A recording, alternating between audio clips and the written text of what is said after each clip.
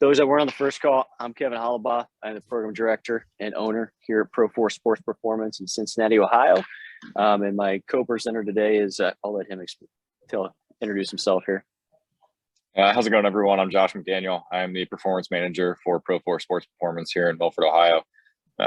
Again, excited to be back on for this call. I think this one's going to be a lot more in depth and answer a couple of questions that you might have had from the last session. So I'm looking forward to it.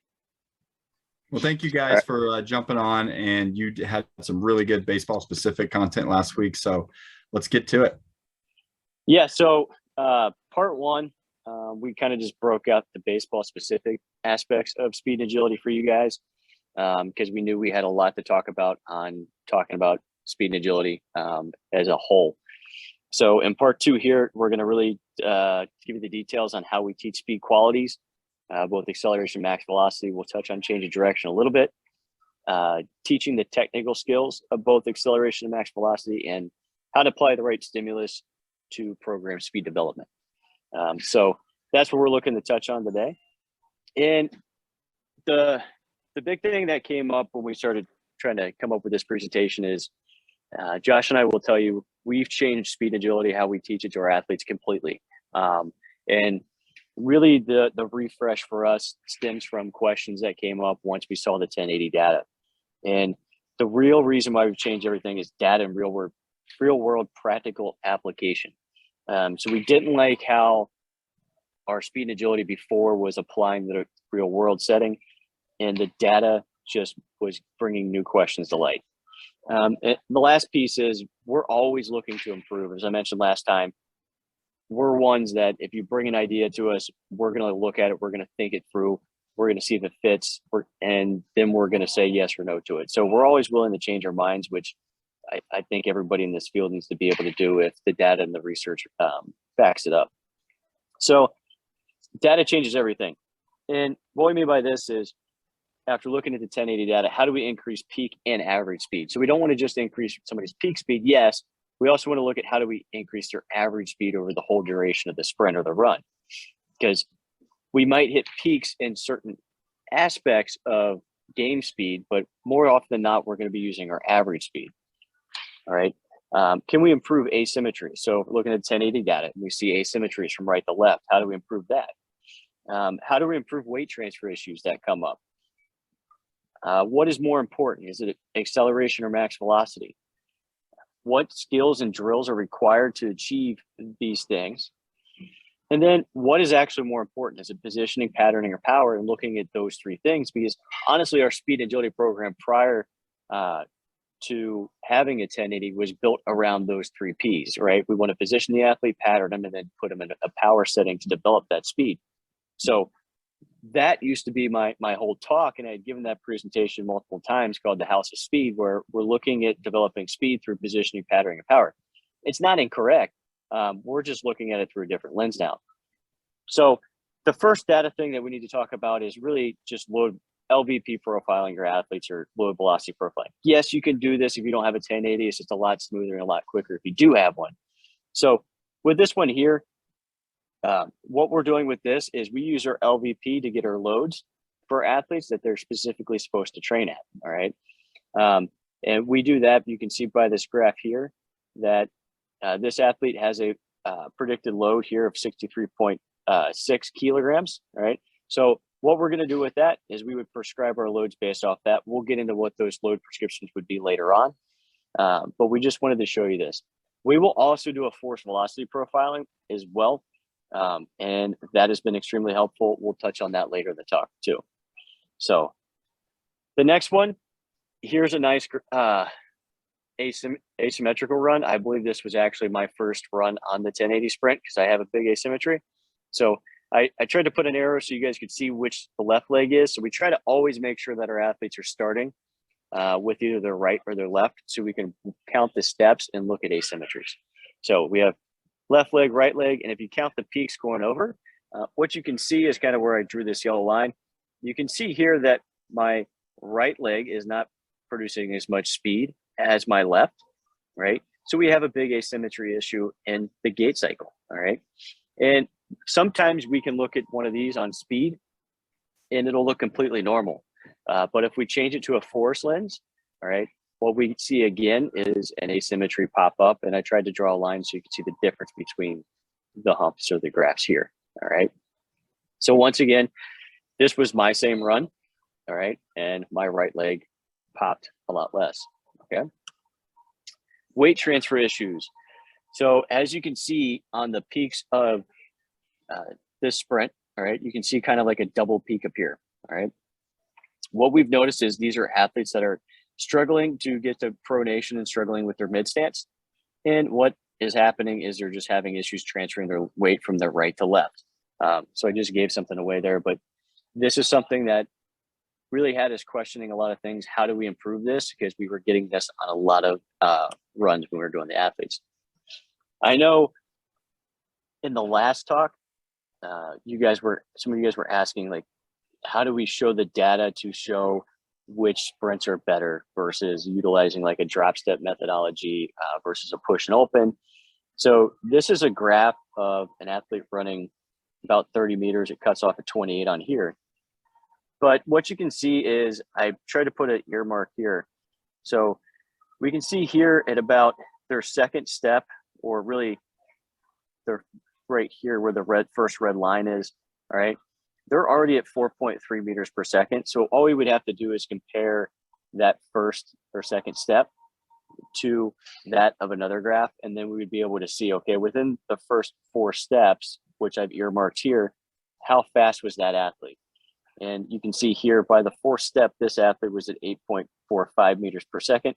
That's a pretty fast run just in 4 steps. So we can count their steps. We can look at what the distance is down here on the ground, and we can get an idea of where they're at. And then the other piece of this puzzle is what I talked about in the last one. We try to get our baseball athletes to hit peak around 20 meters per second or 20 yards.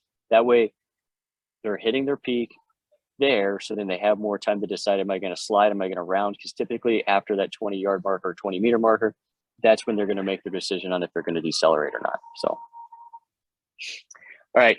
This is just showing a ton of data that we gathered with the college baseball team utilizing the 1080. And I just wanted to highlight a few boxes on here for you guys. So the closer to peak here on their 1 kilo run, all right, the better. So what we're looking at over here on this far side is their low velocity profile. So this athlete's low velocity profile, their LV from LVP, is 19.57.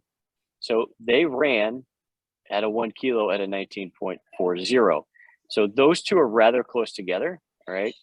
I accidentally covered this up, but they were at a 99.81% of their LVP. So the closer that number is, the better. We can see down here, this athlete ran at a 96. So he was a little bit lower. So we were at 20.9 versus 20.27. So the lower this percent of LV max, all right, that just tells me that this is an athlete that could use some speed training, all right, because those two numbers are a little bit further apart, where a lot of these guys are at 99, 96, 99. So just from a team sport perspective, it gives you an idea of which guys are actually going to benefit a little bit more from speed training. And I have one more slide with that.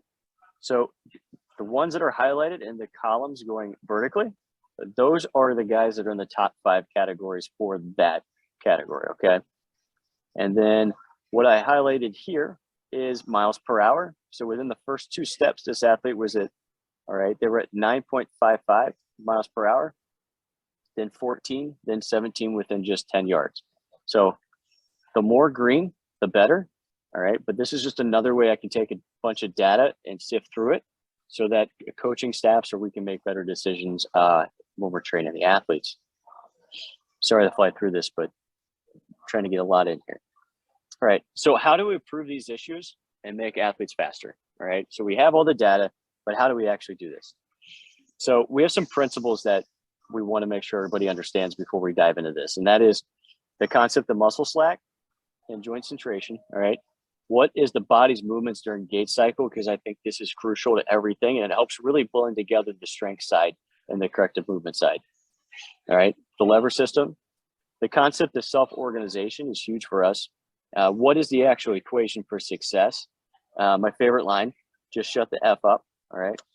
So for muscle slack, what we're looking at is, if anybody's read like Franz Bosch's work or anything like that, that you'll understand the concept of muscle slack. It hinges on an early stage, all right, rate of force development, and the speed at which the muscle, tendon, and series of elastic elements can go from slack to tense. The best way to kind of describe this is, I love pairing this with the word joint centration, is, all right, joint centration is a common term used to describe the proper alignment of joints. All right, so this is where they're going to be at an optimal position, all right, to support the body and produce force. So Josh is going to run you through a series of how we set athletes up naturally into an athletic stance. And what you'll notice is they're actually getting in that optimal muscle slack or joint centration position. And why this is key to understanding everything is these positions are what are going to be optimal for athletes to produce force in and out of, right? So it's key that we understand what muscle slack is and joint centration, because if we don't, then when we look at the body biomechanically, we're not going to be set up efficiently, okay? So Josh, you want to take them through this? Yeah, so these videos, there's 3 videos. They're in order of, I guess, kind of the way that we do it with our more advanced athletes and then some of our beginner athletes. So this first video is going to be more so if you have an athlete who knows their body really well and they can just kind of drop into that position, into that athletic stance and catch themselves within that like joint centration, muscle slack position. That's what we'll do. It's the quickest, the easiest way to do it. So that's what that first video was. All I'm doing is I'm dropping into my athletic stance until I feel kind of that muscle slack feeling, that catch, so to speak.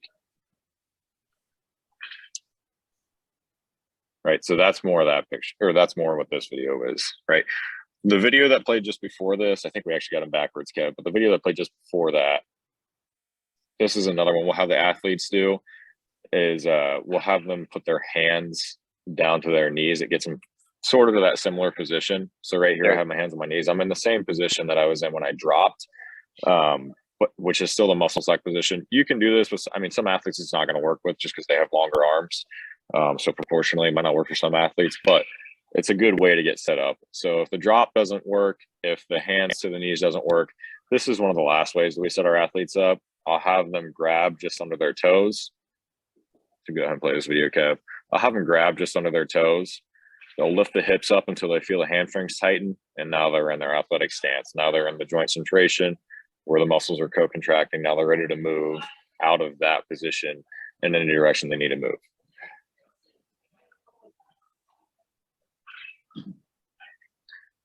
So this is kind of something we've been looking at since we dove down into Connor Harris's stuff. This is something that's been really, really big for us and something that's been super, super helpful for us when it comes to not only speed, but just movement in general. So what we see here is pronation and supination. We're looking mainly at the feet. So if you look at the feet in this diagram, you're looking at pronation of the feet and you're looking at supination of the feet. Specifically that subtalar pronation. So what we see here is when we get into pronation at the foot, we're then going to have more internal rotation at the hip and at the tibial femoral. Sorry, got to get my words straight. When we go into supination at the foot, now we get more external rotation at the hip. So this is what we're really looking for when we look and we evaluate the gait cycle of the athletes. This is what will help us kind of figure out what they need when it comes to running and moving, so that we can program properly for them.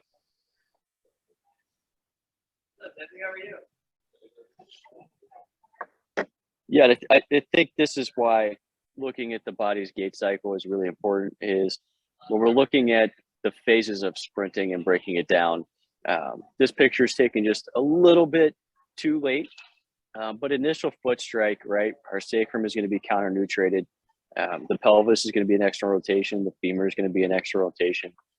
The tibia should be a more external rotation. The big toe, ER, right? We're going to have that supination that Josh was talking about. I think one concept that gets lost a little bit is when we're at foot strike, that when we're looking at the contra hand, so the opposite side from the foot strike, that hand's going to be in supination, okay?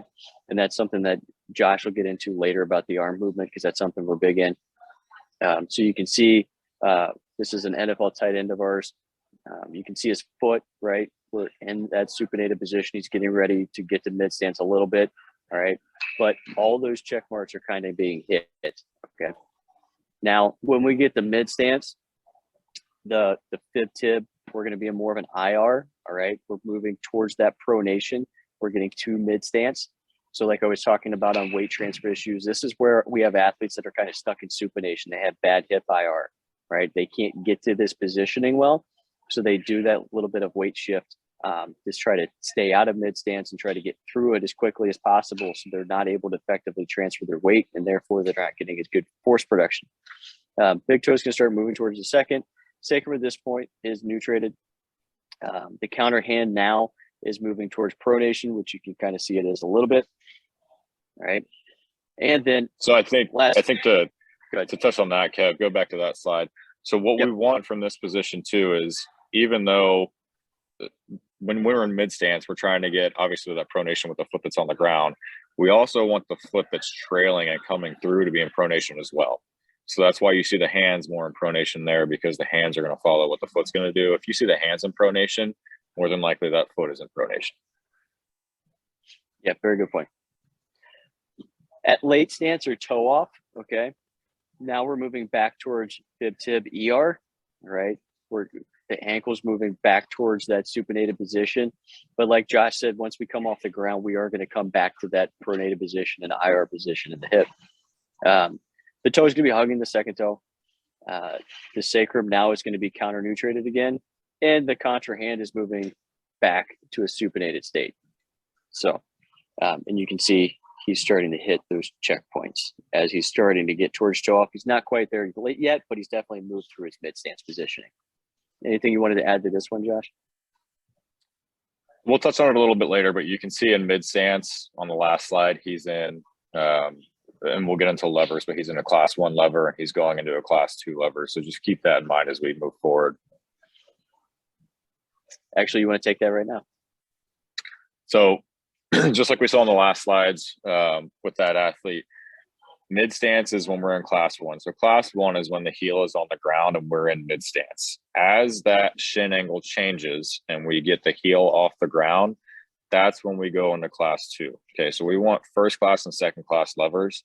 People that struggle with mid stance and with the late stance, they're probably struggling with transferring from first class to second class leverage, and they're not getting the shin angle change needed to continue to produce the horizontal force that's needed. So those are some issues that we like to figure out in our evaluation when we look at, can they get optimal supination? Can they get optimal pronation at the foot?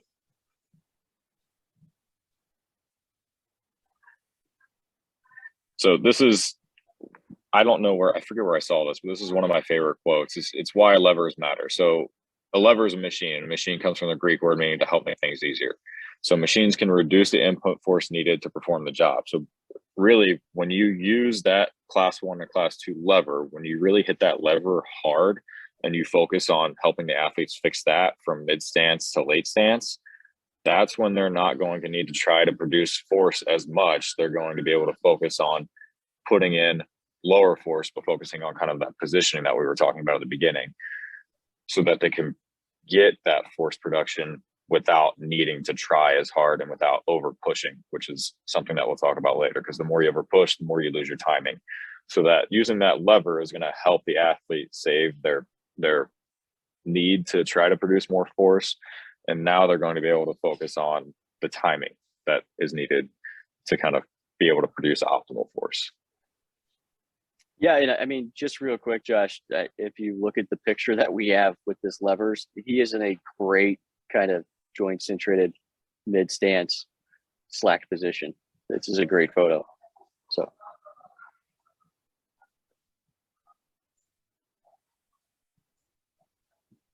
All right, so why levers matter, I kind of touched on it, but you get shin angle changes. I think a lot of people talk about shin angles. They hit hard on the shin angle. Shin angles look great, and you'll freeze frame it, and the shin angle does look great. But what happened before that? How did they get to that position is what I'm looking at.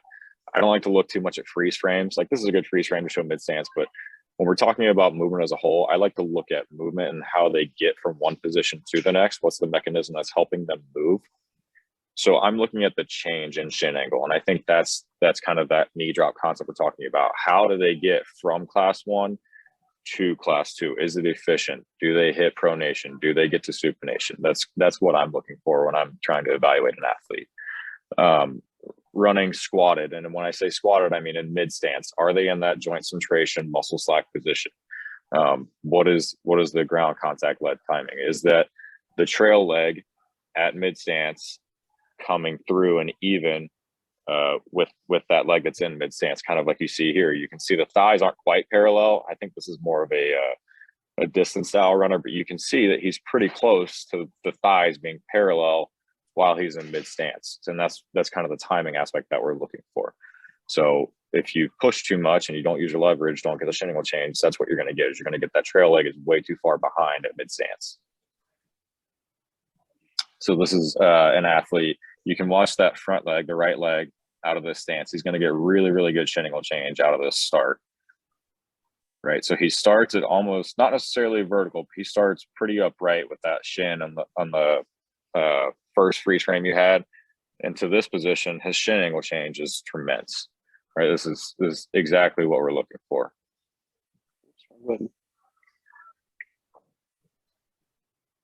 Sorry, guys.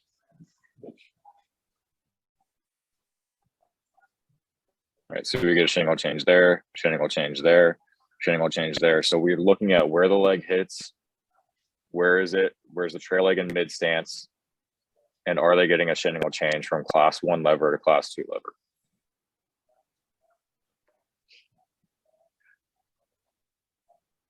Yeah, so one of the things that we've touched on a little bit, and the concept that's really changed for us over the years, is how we're using the arms to optimally influence power production. And the arm swing should almost be like a pulse kind of downward. And the reason we're getting that slight pulse downward is we're trying to load the levers, right? So if the lower half is stacked properly and we're in that good joint centrated position with muscle slack, now the arm swing can come down forcefully a little bit. And then what that's going to do is it's actually going to help load that spring system. This is a great picture here of where you can see, and Josh touched on this in part 1 a little bit with this ipsilateral load. So we can see how that shoulder kind of loads a little bit downward compared to where the contra or the other shoulder would be, his left.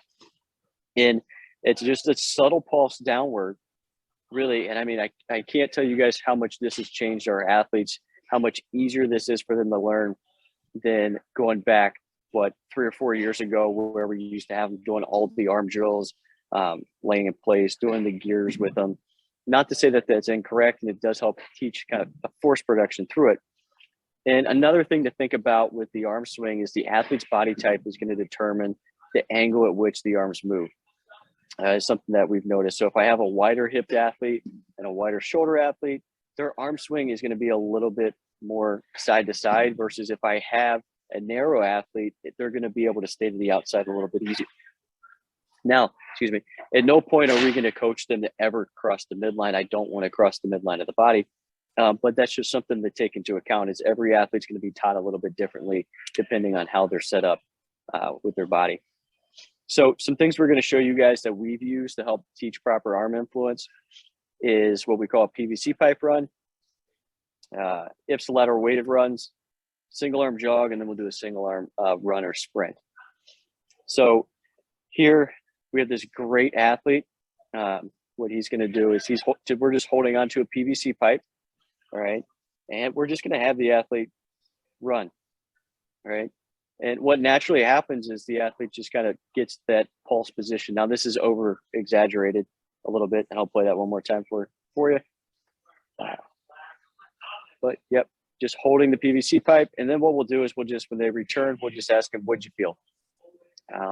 They'll tell us what they felt. If they're not telling us what we want to hear, then it's something where we're going to tell them, hey, try to feel this. They come back, they felt it or they didn't. Here's an ipsilateral loaded run. So we use 2.5s or 5s sometimes. And we're going to load the athlete up here. All right. So I'm actually holding the weight here in my right hand. All right. Since that Right leg is out in front. That arm's going to be cocked back. I'm hugging my body with my other arm. And we're just going to have them jog. Oh, what? That's single arm run. Sorry, that's a single arm run. Here's the weighted one. Sorry, I just got out of order. Here's the weighted run. We have actually had athletes that show asymmetries, and we have them hold a 2.5 or a 5 pound weight. And what happens is they've actually all ran faster times by holding a weight. So what it does is it causes them to produce more force through that leg. And we've seen graphs improve because of that. So the other one that we have is the single arm jog. This is one that I already played by accident, but I'm just hugging my body and we just have the athletes jog. And what you'll see is their arm will kind of move to that natural movement pattern that you're looking for as a coach. And then the last one is the single arm sprint. So I'm loading that side ipsilaterally, and I'm going to take off the sprint by hugging my body. And the arm cleans up and kind of does what we want it to do. So those are some drills that we use all the time to teach arms. All right. So nothing groundbreaking there. We've just seen really, really great success, whether it's with our larger high school groups, our more individualized groups with the pro guys and the college athletes, and especially with those ipsilateral loaded runs with holding the weight. Some really weird stuff we played around with a few years ago where we had athletes with asymmetries, hold a weight, sprint, tried it, they ran faster times. Their graphs improved. So once again, data is king. Okay, it worked. Why'd it work? Let's try to figure it out. The more we learned about arm swing mechanics, the better it got. So I'm going to let Josh talk to you guys about shoulder sway. This is where it gets a little bit more in depth with the arms. So one thing that I've learned from people like Darian Barr, Joel Smith, some of those people that are, really, really, really technical, the way that they look at movement is the way that the shoulder moves and the way that the shoulder helps load the lever system in the body. So there's 3 ways that when an athlete's going to start in a sprint, the shoulder will move. There's going to be a down and back, which is what the first one is, down and back. Well, it's down and back, but down and up. And then there's the transition into the over the top movement with the shoulder, which is the up and down. And then there's, once you get into the closer to top end speed, that transition top end speed phase, now the shoulder is going to sway side to side. And these are the ways that we've seen our athletes move throughout their sprint. So with field sport athletes, mainly, I would say that the down and back, I don't get as much with field sport athletes just because it's not necessarily something that they use for their sport. They're not going to use their arms the same way that a track sprinter would. They're going to use their arms in different ways for different things that they need it for within their sport, within the confines of their sport. So what happens is if you skip one of those things in a sprint, you're not going to go back to it. You're going to go move forward into the next phase of that shoulder movement. So if they skip down and back, I'm not going to try and get them to go to down and back. I'll work with the over the top with the up and down. That's what we're looking for in the shoulders. If they go straight to that, we'll work with that. We'll work with that out of the start. And then we'll try and get them to the side to side as it gets the top end speed, if that's what we're working on for the day. So there's different ways that we work on these 3 types of shoulder movements. And when I talk about this, I'm talking mainly about what the scap's doing, right? What is the scap doing? Is it helping the shoulder move over the top? Is it making the shoulder come down and back? Are we moving side to side? So those are some things that we look for when we're looking to our athletes while they're running. So these are ways that we work on some of these movements with the shoulder, right? So right now I'm doing kind of that over the top. I'm over exaggerating, but you see how I'm setting a split stance right here. So what I'm doing is I'm going with that ipsilateral load. That way I'm working on, as that shoulder goes over the top and then comes down, I'm loading the same side leg, which is what we want to see them do when they're running. And this is a WEC rope, by the way, if anybody's interested or has seen that before, right? This is the down and back. Now my shoulder, my scap is moving down and back, and there's Tucker, the gym dog. Okay, so this is the movement that I'll try to have the athletes do. If I see that off their start, that's their first movement, we'll go and we'll work on that. Now this is more of that, again, the athletic stance. We're trying to keep them in that joint centrated, muscle slack, optimal position. We'll go with a double rope swing on this one. And the point in this is to try to get the timing down with the arm. So right now we're going down and back, and you see that a little bit of shoulder sway. You see how the scaps are moving down and back first. So again, this will be what the first movement would look like if the athlete doesn't skip over it.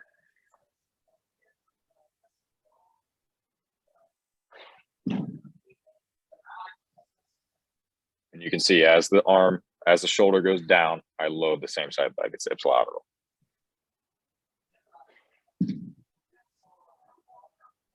All right, go ahead and go to the next one, Kev.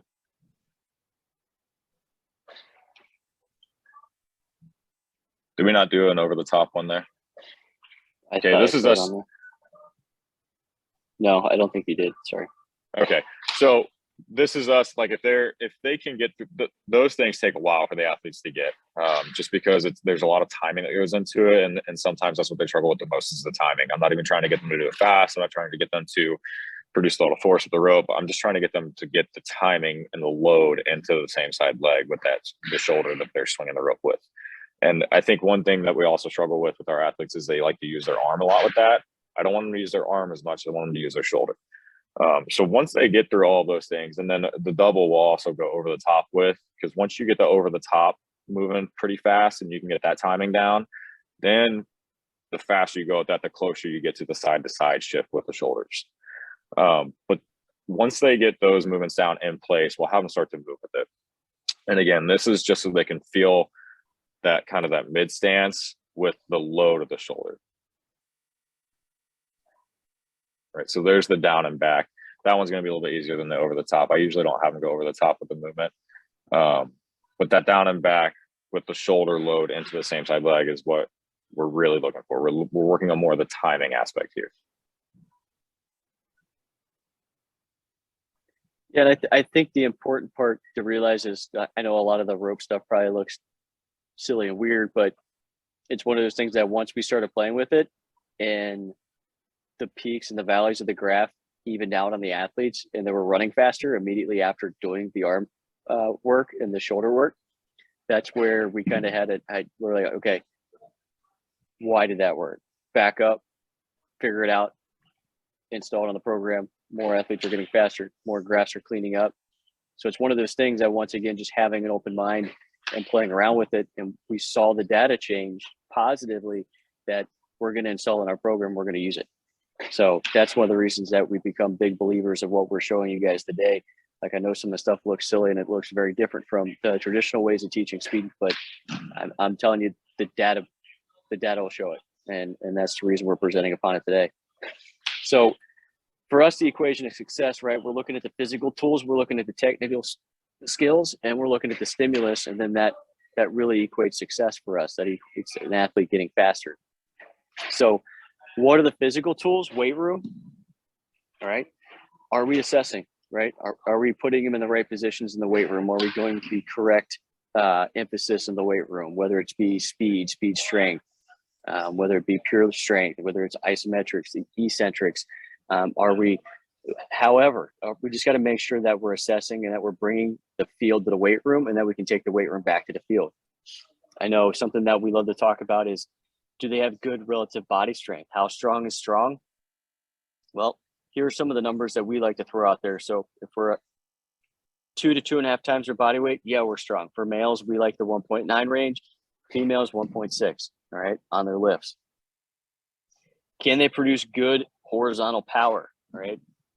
We'll look at their broad jump numbers. We can now take their data from the 1080, right? We can look at those numbers and see if they're producing good horizontal numbers, and we can actually group them into different groups. We'll get into that a little bit later. Can they absorb force as well? All right. Are they working on just strength or muscle tendon elasticity, right? So we want to be on both ends of the spectrum. We want to be able to produce force, and we want to be able to absorb it really, really well, and then reproduce it. Here's something that I came up with years ago when I was diving into this, and I wanted to research to kind of back up and explain what different qualities of strength were for speed. So I call it a nice little sifter, and I'll break it down a little bit later. But basically, we break down sprinting 0 to 10 meters, 10 to 20, and then 20 plus. And then I believe agility lives more on kind of that max speed velo, because we have to have really, really good reactive strength. So We'll come back to that, but real quick, let's touch on the technical aspects, okay? Do they look good technically, but they run slow times, right? I've seen this a number of times, all right? It can be incredibly frustrating. Those who have perfect technique aren't always the fastest and, all right, do not always perform the best. Technique is great, but don't get caught up in chasing perfection, all right? Far too often will Josh and I look at each other and we'll be like, well, that didn't look good at all, but it's the fastest kid that we've ever seen. How much of a change am I going to make by trying to make him more technically proficient, or will I make him slower, right? We need to look at what the qualities are that make the athlete fast, and we need to chase that. And we need to try to improve that. It may be small technical improvements, but I don't want to bog the athlete down with all these technical checks to where they actually run slower. All right. Perfect technique is mastery of skill. All right. And that comes after years of training. I am not going to get an athlete technically proficient in a few training sessions. It's just not going to happen. All right. This is all right. So the technical aspects, this is the part that takes time. All right. It will not be mastered overnight. I like to think of this as a crockpot meal, right? Crockpot meals we put in the morning, takes all day. All right. It's nothing quick. All right. It takes time, but the results are always really, really good. All right. So this is our posture. It's our pelvis control.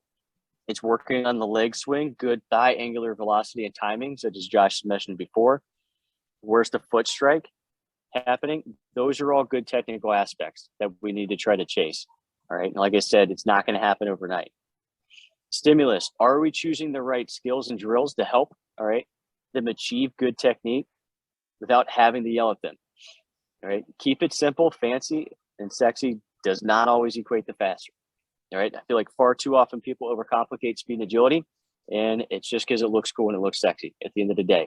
But at the end of the day, there's nothing sexy. If you were to come and watch our speed agility session, you'd probably be disappointed. All right. Because it's a lot of what we're talking about today. It's simple, and it's keep it simple, stupid. All right. I've lived by that motto my whole life as a strength coach, and I'm not going to change now.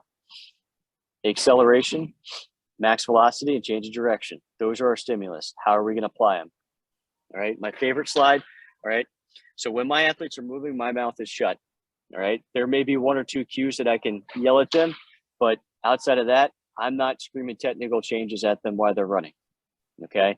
I want them to self-organize. All right. This is where we ask. All right. We want to ask what was felt. All right. Coach them up on what feel is, what they're trying to feel.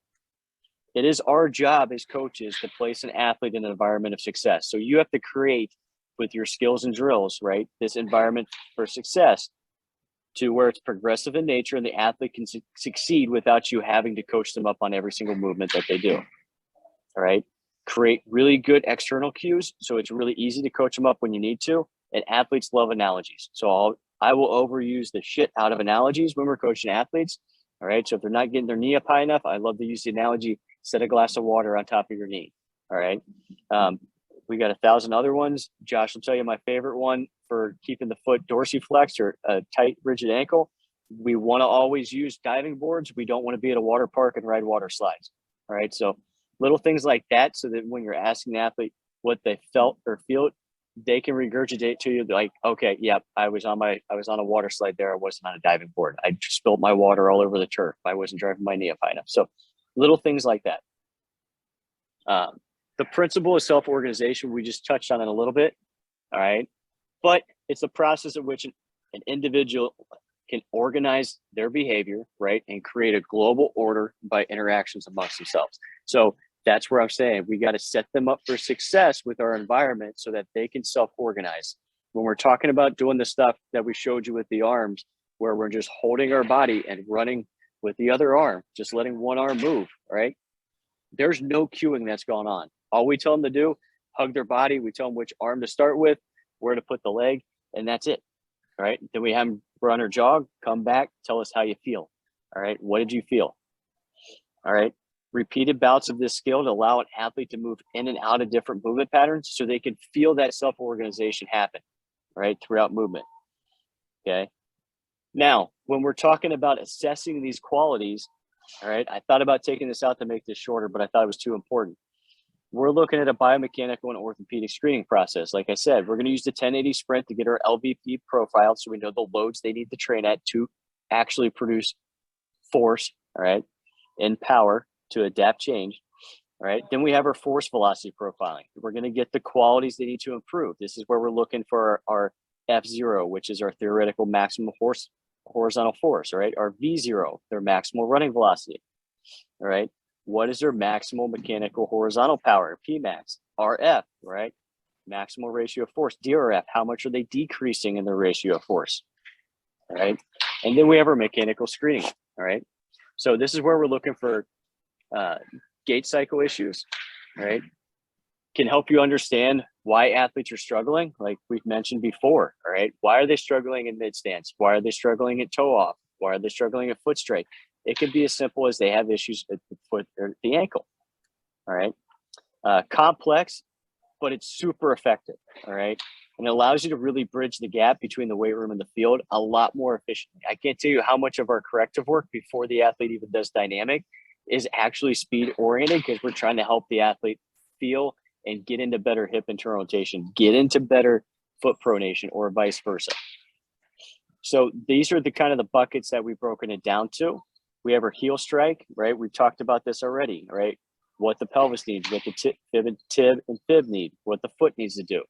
So we'll break it down into these buckets. So after we get done with this screening right here, right, with our looking at them in a standing position, walking, squatted, we do a stork test to try to clear for low back pain. And then we'll do our active straight leg raise and our hip flexion test. And then that'll give us a better idea of what's going on at the pelvis level. But we still take the time to use a GONI and look at it from an ortho side, where we're going to measure hip IR, hip ER, because this active straight leg raise test and hip flexion, while it can give you an idea of what's going on at the hip, I still like to get the ranges of motion so I can see what it looks like passively. All right. We look for a Thomas test to see if the hip flexors or psoas are an issue, or if it's more of a rectus femoris quad. We'll do a glute firing test to see, okay, is the glute firing first in hip extension or the hamstring or low back? All right. Favors test to look for TFL issues. We don't do as much of the PRI stuff anymore. We actually switched this one out for a hamstring test to see which hamstring muscle was not firing properly. But then what we'll do is with that 1080 sprint assessment, right? It's a load velocity profile. We start with 1 kg, all right? Then that gives us a baseline max velocity that we can use for that athlete. If they pop over 20, they get to sign our board. Females, if it's over 18, they get to sign the board. But at the high school level, the males, if they're underdeveloped, we're just going to go with the standard 4, 8, 12 run. So we're running 30 meters each of those loads. Females, we go 3, 6, 9. All right, those are at 30 meters. All right, college and professional, or if we have a more advanced high schooler, we're going to run them at 25% of their body weight, 50%, and 75%. And that's after the 1 kg run. Okay. And with this one, we'll actually pull back. So the first 2 runs are the 1 kg and the 25%, that'll be at 30 meters. Then we'll pull it back to 25 and we'll pull it back to 20 with the heavier loaded runs, just because we want to be able to keep the intensity for the whole duration. And 75% of your body weight for a full 30 meters is a lot. Stimulus review. So for acceleration, all right, we're looking at change in rate of velocity. All right, that's what we're trying to chase here. We're going to have longer ground contact times. The data, what the data tells us, all right, so we're going to reach 40% of our max speed in just the first 2 steps. All right, so that's how important the first 2 steps are. And then 60% of max speed within just 5 yards. And 80% of max speed within just 10 yards. So that means for max velocity, really, we're only looking at adding the additional 20. So when I talk about with baseball players, our first 10 yards have to be critical, all right? We got to reach that 80% mark. And for most of my guys, I'm trying to teach them to be a little more aggressive so we can try to get them to peak closer in that 20 yard, 20 meter mark. All right. Keys to improving acceleration. Josh, I've been talking for a while. You want to take this one? Yeah, I mean, when we look at improving acceleration, we're looking at horizontal forces. That's definitely the key. So we'll use sleds, we'll use bands, we'll use the 1080 with any of our athletes to work on those horizontal forces. We do load velocity profiling, obviously, to help bucket them. So I think we'll get into those buckets a little bit more, but our group 1 and group 2 athletes are definitely the athletes that are heavier focused on the horizontal forces and producing horizontal force more efficiently. Learning how to be aggressive. Those first couple steps need to really be aggressive. And then learning how to project the hips, especially out of any stance, like we talked about, whether that's out of a baseball stance, like we talked about in the last presentation that we gave, or whether it's out of the athletic stance, just kind of working that joint centration, muscle slack position, and projecting out of that. Learning how to cycle the foot to optimize that hip projection. Learning how to pronate the foot to optimize that hip projection as well is very important. Ground contact time to help improve horizontal forces. Learn how to use the arms to help with that, to help load that lever, to help you get out of that position. And then pick up, replace is a big one for us, and over push is a big one, because those two are what are really going to work the timing aspect. So all the other ones are great for producing force, but if they try to overdo it and they don't get pick up, replace, and they try to push too much, then they're losing all their timing, and that everything else they do is all for nothing. So these are some examples that we have for ways that we'll work on once we feel like they're producing force, or once we feel like they understand how to produce that force. Now we get into more of the timing aspect. So these are just some pick up, replace drills. What you see here is I'm in my athletic stance, my joint centrated muscle slack position that we start them out in. All I'm trying to get them to do is pick the foot up off the ground before they put the other one down. So we want to get a pick up before we replace the other one. All right. It's almost like a drop. I tell them to try to drop to the other leg. So they need to pick the foot up off the ground before they fall to the other leg. Right. And that's a timing drill. That's something we're working on to get them with a pick up, replace. This is also a way to get them with a pick up, replace, but we can work on projection here a little bit with that first step. So now they get a little bit of a push at the end, but it's not an over push, and they still get pick up, replace. So you can see how in that video, my hips are moving forward. I'm projecting my hips, but I didn't really push at all. And it's because I'm using my levers. It's because I'm loading my levers properly. And it's because I'm getting pick up, replace. There's not a lot that goes into it. That timing is key. All right. I hold the leg until I pick up the foot off the ground. Once I pick up the foot off the ground, that's when I let go of the leg. And now I'm replacing, and I'm getting hip projection just from doing that. I'm not really pushing at all.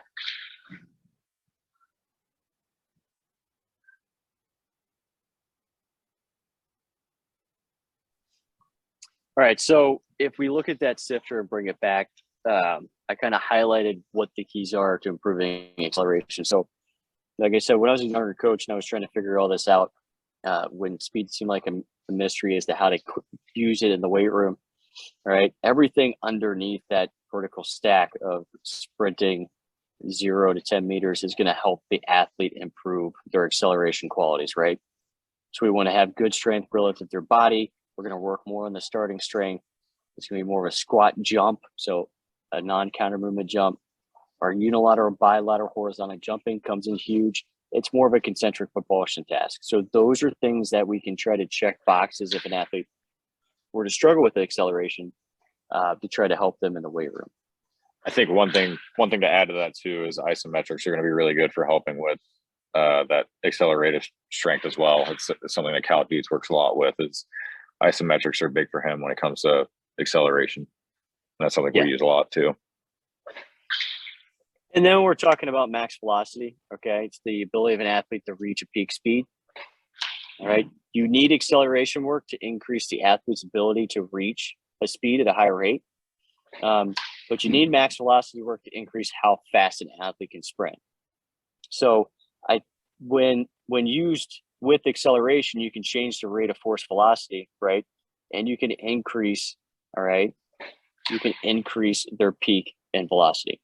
So I think one of the things that I know we've struggled with a lot going back and forth is how much max velocity work do our athletes actually need.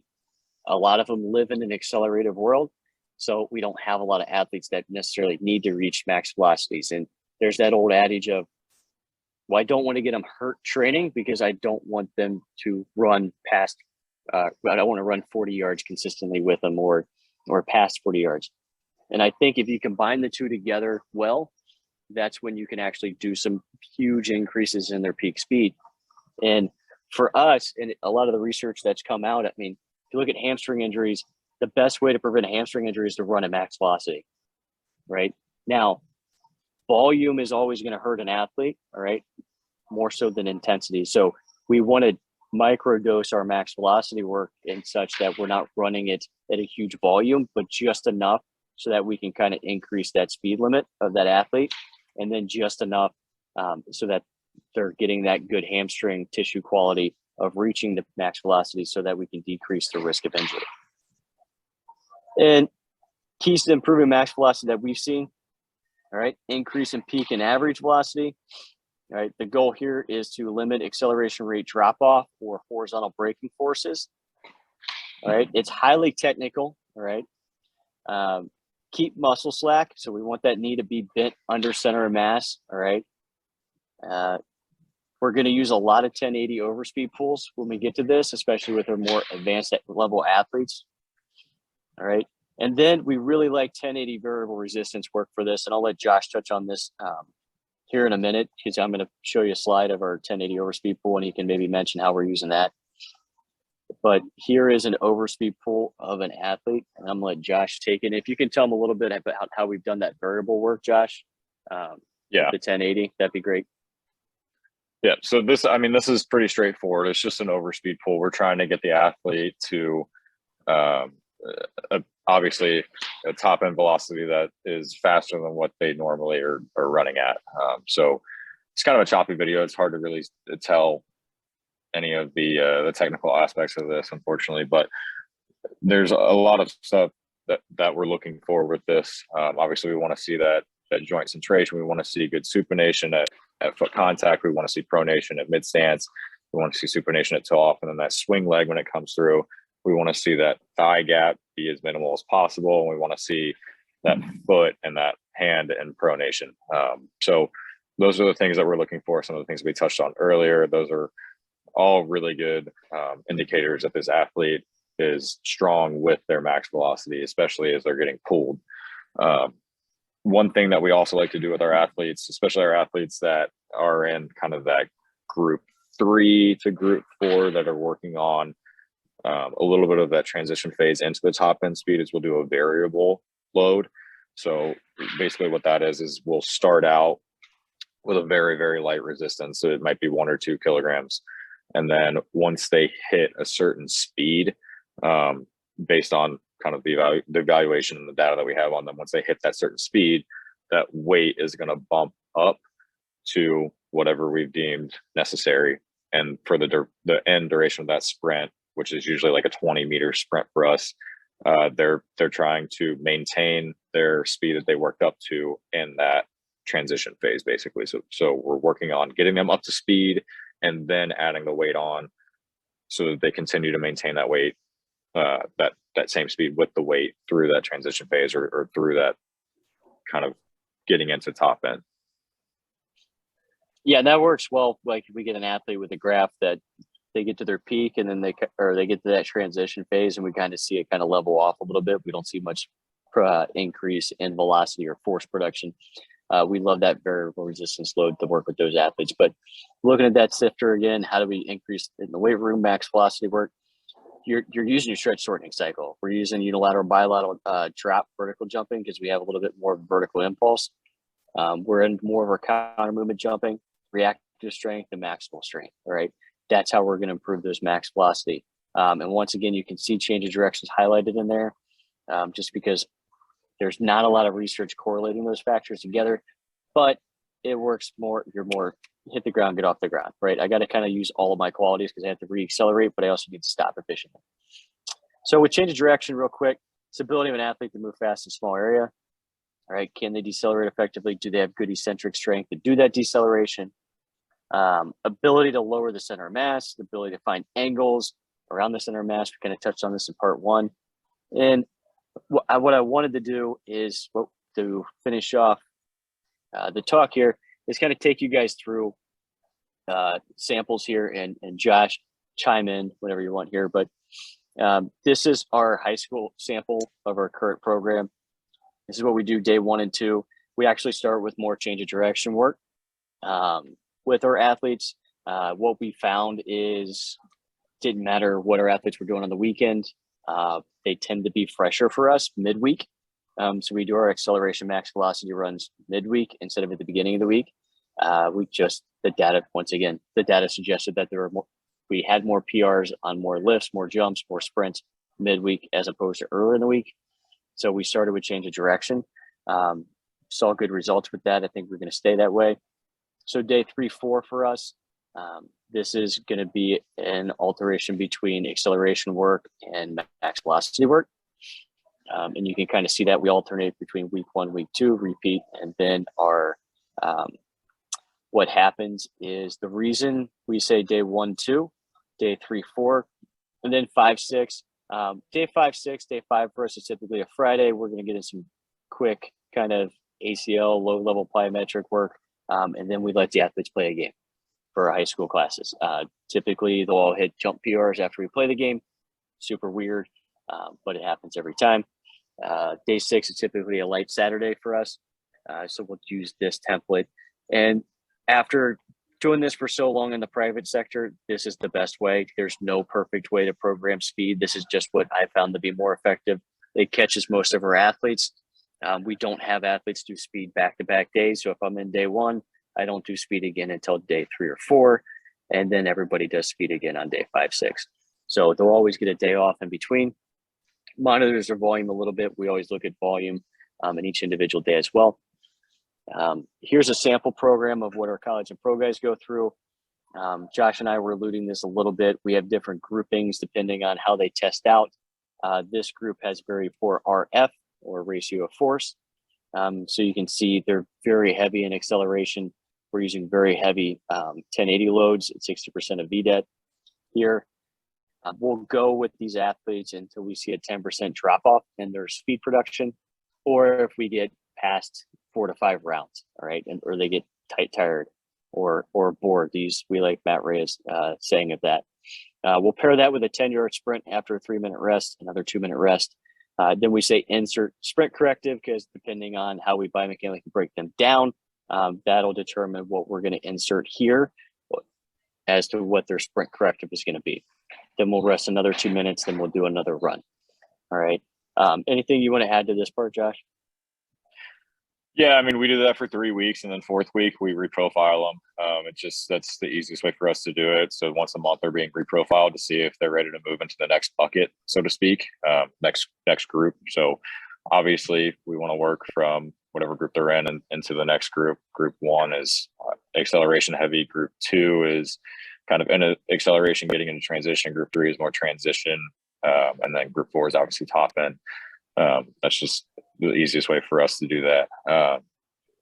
As far as the way we have speed set up for those athletes, it's more so we have like group 1 and 2 are going to go the first day of the week on Monday, and then group 3 and 4 will be on Tuesday. Then we try to give those groups a 48-hour window before we have them back on for their second day. So they'll do the same, like week 1, they'll do 2 times. And then somewhere in the week, we'll also do like during one of the rest days or the last day of the week, we'll throw in some change direction, speed and agility as well. So, yeah. And I can't believe we made it through that in an hour. So we did well. Real quick, we touched on this last time as well. In September, we are offering an in-person mentorship. We're super excited to be doing it. So if any of these concepts or ideas interest you and you want to learn a lot more about it, scan this code, go to the website, check it out. We have some pretty big time profile people who would agree with it, that it's a good idea. So we're really excited to be able to share our knowledge with you guys and just deep dive and show you how real world application for your own setting on all these concepts can be used. And I know there's already a question about the slides. So on my final slide here, please follow us, ask us questions. You can see our content, you can comment on it. We share a lot. You can scan the code on the left if you want the mentorship. You can scan the code on the right if you just want the slides. And since this had so many videos in it, and this one is not a PDF, this one is the actual PowerPoint. So you guys can get those videos as well. But thank you guys for listening to this. We sped through a lot of that because we tried to keep it to 45 minutes, but we went over to the hour mark, and I apologize, Adam, but you guys are good. Nah, you did great. if you do the mentorship, I think you're going to learn a lot. I learned a lot just watching this. I can't wait to watch it again because there's some things you guys covered that are pretty detailed, and there's more to learn. You guys clearly have done your homework, and I appreciate you sharing so much. We are up against the hour, guys, so we're going to let everyone go. If you do have questions, is it best just to reach out to you on the follow us, right? Probably just shoot you a direct message on. Yeah, please ask questions. Like I said, guys, we're not saying this is the way it has to be done. We're just sharing what we found works in the last 15 years. So that's all. I love it. Hey, thank you guys again. This was awesome. And this will be up on the website here very soon. We'll probably in the next 2 days have this recording up so you can view it again. Thank you guys. Have a great day. Appreciate everyone joining us for these 2 different episodes. And please make speed happen and have a great one. Bye.